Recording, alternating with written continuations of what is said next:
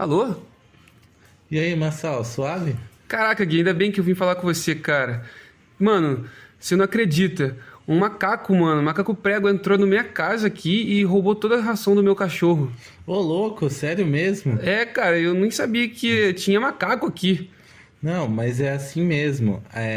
A gente tá rodeado pela natureza, mesmo na cidade. Só que a gente às vezes não percebe os animais entre nós. Caramba! Sério, me conta mais então. Então pode deixar. Vem comigo. Você já teve a impressão de não estar sozinho por aí? De estar sendo observado o tempo todo?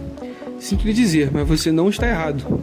Mas calma, entre nós existem inúmeros seres vivos vivendo ao mesmo tempo e eles interagem com a gente e entre eles. Esse é o tema que vamos explorar nesse podcast. Bem-vindo ao nosso podcast sobre as fascinantes interações ecológicas nos ambientes urbanos. Hoje, vamos mergulhar em um aspecto da natureza que muitas vezes passa despercebido em meio à agitação das cidades: as interações entre os seres vivos que coexistem conosco no dia a dia. Mas o que são exatamente interações ecológicas? Bem, em qualquer ecossistema, seja ele uma densa floresta, uma savana aberta ou uma cidade movimentada, os seres vivos se conectam de maneira variada. São relações que envolvem sobrevivência, alimentação, proteção e, por vezes, competição por recursos limitados, como alimentos ou abrigo. Até mesmo nos jardins das nossas casas ou nos parques que frequentamos, essas interações acontecem o tempo todo. Por exemplo, os pássaros que você vê nos telhados, os insetos nos jardins da sua casa, as árvores das praças, todos estão envolvidos em uma complexa rede de interações. Os pássaros podem usar as árvores da praça como estrutura para formar seu ninho, e pode se alimentar dos insetos que eventualmente poderiam se alimentar das folhas das árvores. Você percebe como uma interação pode influenciar de forma indireta a outra? Bom, as interações podem ser tanto entre indivíduos de uma mesma espécie, o que chamamos de intraespecífica, quanto entre indivíduos de espécies diferentes, chamadas de interespecíficas. Ao prestar mais atenção, podemos notar como essas dinâmicas afetam a forma como os organismos coexistem no ambiente urbano.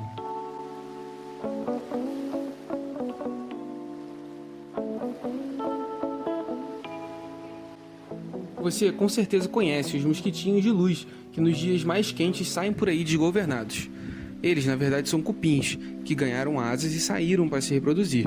Odiamos a presença deles, indo nas nossas lâmpadas, computadores e até nos nossos rostos. Mas alguns animais adoram isso.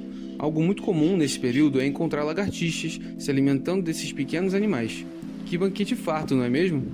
Essa interação é conhecida como predação. Essa relação predador-presa ajuda a manter o equilíbrio populacional desses pequenos insetos que tanto nos incomodam. Essa dinâmica é um exemplo claro de como as interações ecológicas têm um papel importante no controle natural das populações dos organismos. Se não existissem os predadores, o número de indivíduos dessas espécies predadas cresceriam sem limites. A herbivoria é outra interação comum, especialmente em parques e jardins urbanos.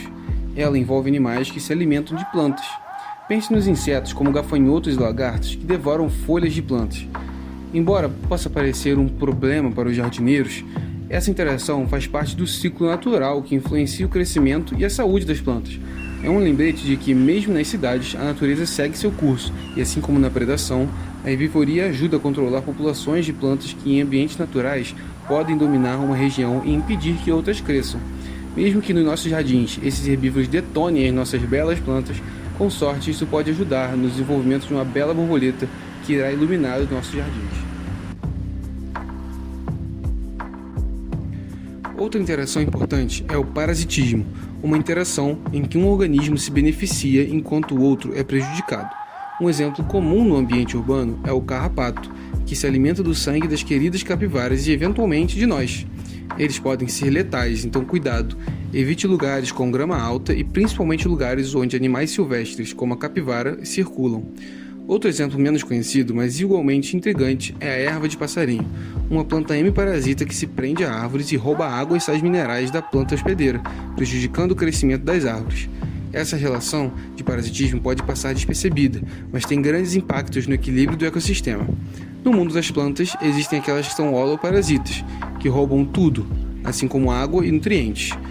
e aquelas que roubam apenas água, que são as hemiparasitas, e produzem o seu próprio alimento pela fotossíntese. Atenção, não pensem que as bromélias e orquídeas estão parasitando as suas árvores. Essa é outra interação que mencionaremos mais para frente.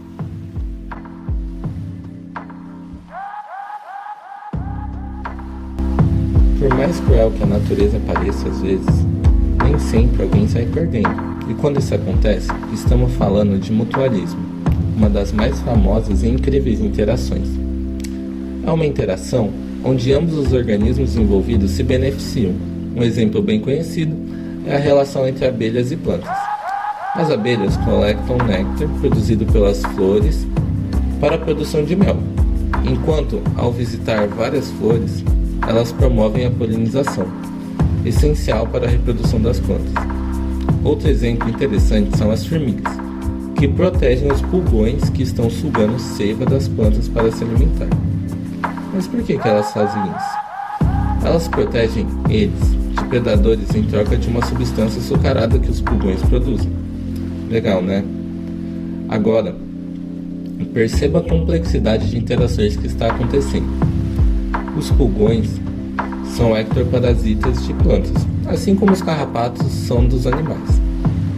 Enquanto as formigas têm uma relação mútua com o pulgão, ambos se ajudam. Tá, mas e as formigas e as plantas? Elas estão interagindo? De forma indireta, sim, pois a presença da formiga pode prejudicar a planta, por estar favorecendo os pulgões, que prejudicam a planta. Mas também a presença da formiga pode afastar possíveis predadores da própria planta, como lagartas e outros insetos. Então, será que toda relação é necessariamente boa ou ruim? Ou isso pode variar dependendo do tempo e do espaço? Bom, mutualismo parece ser uma troca justa na natureza, onde ambas as partes saem ganhando. Mas devemos ser cautelosos. Nem toda interação que aparenta ser benéfica, de fato é. Por exemplo, existem algumas abelhas, como a mamangava, que conseguem burlar o sistema dos lírios de jardim e roubar néctar sem nem mesmo polinizar as plantas. Sacanas, não?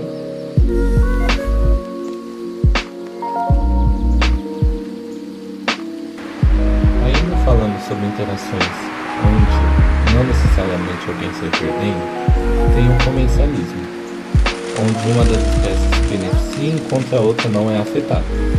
Um exemplo urbano típico são as pombas que se alimentam de restos de comida deixado por humanos, nós. Quem vive na cidade de Osasco, em São Paulo, sabe muito bem disso. Os pássaros encontram um banquete fácil, enquanto nós humanos não somos afetados diretamente por isso. Então pra gente tanto faz. Essas interações é comum nas cidades, onde diferentes formas de vida coexistem e se beneficiam de nossa presença.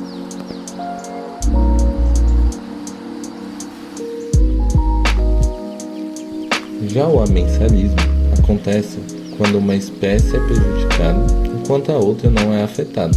Podemos pensar na grama do parque, onde pisoteamos e isso de certa forma prejudica as pobres coitadas, enquanto pra gente tanto faz. Mas calma, essas gramas em específico vieram da África e são adaptadas ao pisoteio de grandes mamíferos da savana africana, como os elefantes. Então mesmo com o nosso pisoteio, elas sobrevivem, elas estão bem. Outro exemplo é a relação entre as árvores e pequenas ervas que vivem embaixo delas. A luz que chega para essas pequenas plantas é bloqueada pelas grandes copas das árvores, o que pode prejudicar a disponibilidade desse recurso para as pequenas plantas. Entretanto, as árvores não são diretamente afetadas, então para elas tanto faz.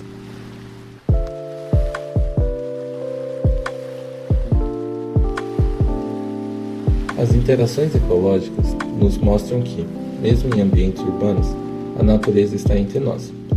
Essas relações nos lembram da complexidade e da beleza dos ecossistemas que nos cercam, mesmo no coração das cidades.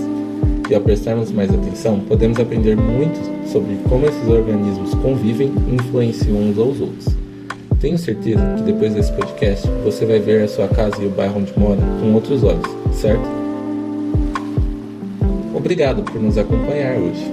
Se você gostou desse episódio, não deixe de compartilhar e ficar de olho nos próximos, onde vamos explorar ainda mais as interações entre a natureza e o ambiente urbano.